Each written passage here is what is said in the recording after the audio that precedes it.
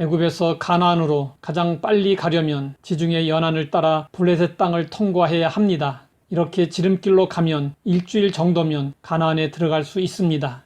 그러나 하나님은 출애굽한 이스라엘 백성들을 돌아가는 먼 길로 인도하셨습니다. 사람의 입장에서는 쉽고 빠른 길을 두고 먼 길로 돌아가는 것이 어리석게 보일 수 있습니다. 사람의 생각과 하나님의 생각은 달랐습니다. 그러면 왜 하나님은 가까운 길을 두고 먼 길을 선택하셨을까요? 이에 대해 성경은 이렇게 말씀하고 있습니다. 이는 하나님이 말씀하시기를 이 백성이 전쟁을 하게 되면 마음을 돌이켜 애굽으로 돌아갈까 하셨음이라.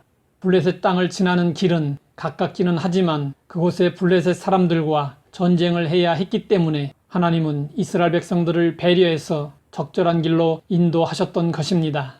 당시 블레셋 땅에는 5개의 도시 국가들이 동맹을 맺고 있었습니다. 더구나 블레셋은 철기 문화의 전성기를 맞고 있었기 때문에 이스라엘 백성들이 그들을 상대하기에는 너무나도 벅찼습니다. 물론 하나님에게는 블레셋은 상대가 되지 않습니다. 그러나 당시 이스라엘 백성들은 전쟁을 할 수 있는 준비가 되어 있지 않았습니다.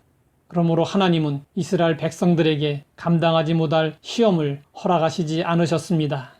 오랫동안 노예 생활을 하던 이스라엘 백성들이 강력한 블레셋과 전쟁을 하게 되면 그들은 애굽에서 탈출한 것을 후회했을 것입니다. 그래서 하나님은 빠른 길이 아닌 적절한 길로 그들을 인도하셨습니다. 하나님은 이스라엘 백성들의 행로를 홍해의 광야길로 돌려 인도하셨습니다. 하나님은 우리의 체질을 아시고 각 사람의 머리카락까지도 헤아리시는 분이십니다. 우리 자신보다 우리를 더 잘 알고 계십니다. 그래서 하나님은 각 사람의 체질과 믿음의 분량에 맞도록 적절히 인도하십니다. 하지만 사람들은 눈앞의 이익만을 생각해서 빠른 길, 지름길을 찾습니다. 많은 사람들은 정도로 가서는 출세하고 성공할 수 없다고 생각합니다. 그러다 보니 불법, 편법이 난무합니다. 빠른 길이 반드시 좋은 것이 아닙니다. 돌아가더라도 올바른 길을 가야 합니다.